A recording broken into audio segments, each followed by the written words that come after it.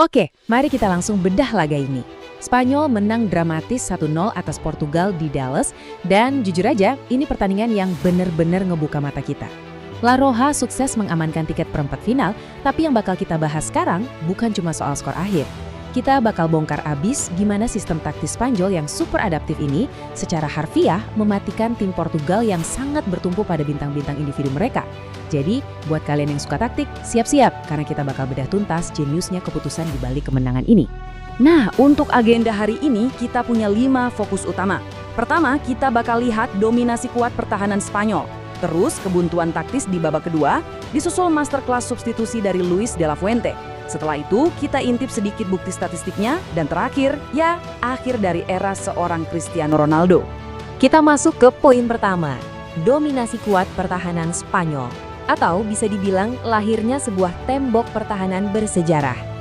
Angka 6, ini bukan angka sembarangan ya. Spanyol baru aja mengukir sejarah sebagai tim pertama di turnamen ini yang berhasil mencetak 6 kali clean sheet alias nirbobol berturut-turut. 6 laga tanpa kebobolan sama sekali. Ini jelas bukan kebetulan teman-teman. Ini bukti nyata dari sistem pertahanan yang dirancang benar-benar solid. Setiap pemain kayak udah diprogram. Mereka tahu persis kapan harus nutup ruang dan kapan harus ngepres lawan. Tapi bukan berarti pertahanan mereka nggak bisa ditembus sama sekali. Di menit ke-12, Cristiano Ronaldo sempat ngelepasin tendangan volley insting yang bikin kiper Unai Simon harus kerja ekstra ngebikin penyelamatan krusial. Dan coba tebak, itu adalah pertama kalinya Spanyol ngadepin tembakan tepat sasaran di babak pertama sepanjang Piala Dunia kali ini. Gila kan? Tapi setelah momen ngagetin itu, sistem pertahanan Spanyol langsung beradaptasi, nutup semua celah, dan praktis bikin Portugal nggak berkutik di sisa babak pertama. Lanjut ke poin kedua, kebuntuan taktis di babak kedua. Ini benar-benar jadi titik balik pertandingannya. Coba perhatikan baik-baik perubahan krusial di sini. Di awal laga, fullback kiri Portugal, Nuno Mendes, itu main luar biasa banget buat ngantongin pergerakan Lamine Yamal. Yamal benar-benar dibikin mati kutu. Tapi petaka datang di menit ke-56. Mendes cedera dan terpaksa ditarik keluar. Masuklah Nelson Semedo sebagai pengganti dan ya, dia gagal ngasih pengawalan selevel Mendes. Tiba-tiba Yamal dapat banyak ruang buat nafas, bisa bermanuver ngelewatin Semedo dan mulai ngetes Diogo Costa di gawang. Ini ngasih lihat ke kita gimana satu aja pergantian personel bisa ngerusak keseimbangan seluruh sistem pertahanan. Bener-bener game changer. Nol besar. Itulah jumlah tembakan tepat sasaran Portugal di sepanjang babak kedua. Bayangin, di paruh penentuan laga krusial begini, sebuah tim gak bisa nguji kiper lawan sama sekali. Fakta ini benar-benar jadi bukti telak kalau kontrol absolut permainan ada di tangan sistem taktis Spanyol. Nah, sekarang kita bahas poin ketiga, masterclass substitusi dari Luis de la Fuente. Keputusan-keputusan penentu kemenangan. Mari kita runut kronologi momen-momen kuncinya ya. Jadi setelah Mendes cedera di menit ke-56 tadi, Spanyol sebenarnya mulai neken terus, tapi gol belum juga datang. Terus masuk ke menit 85, pelatih De La Fuente ngambil keputusan yang cukup berani. Dia narik keluar Dani Olmo yang padahal mainnya lagi bagus-bagusnya dan masukin Mikel Merino. Dan tebak apa yang terjadi?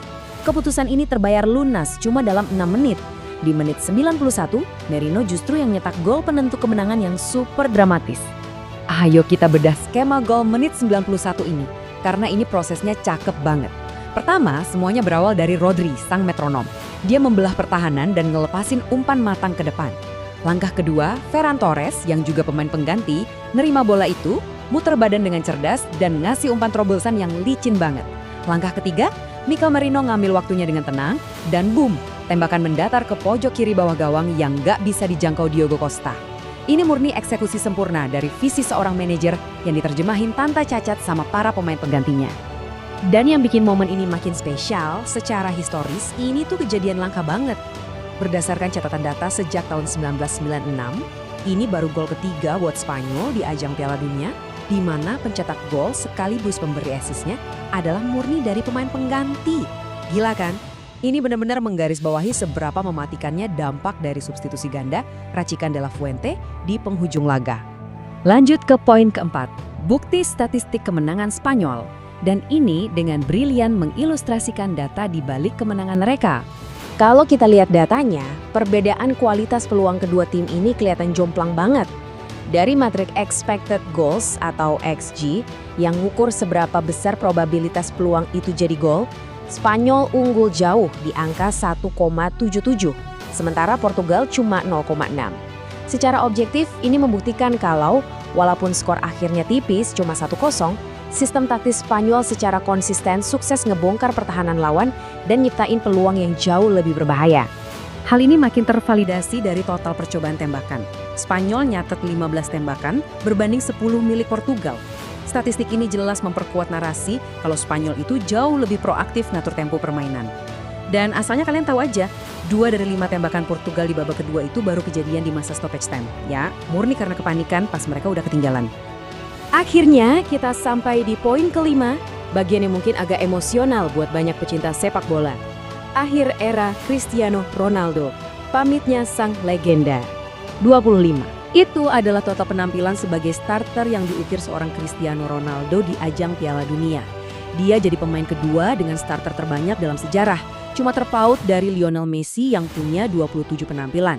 Warisan yang dia tinggalkan bener-bener monumental. 11 gol yang tersebar di 6 edisi turnamen yang memecahkan rekor. Meskipun dia nggak pernah bawa timnya finish lebih tinggi dari posisi 4, dedikasi dan konsistensinya selama bertahun-tahun ini adalah sebuah fenomena sejati. Seperti yang pernah dia bilang, ini akan menjadi Piala Dunia terakhir saya bersama Portugal.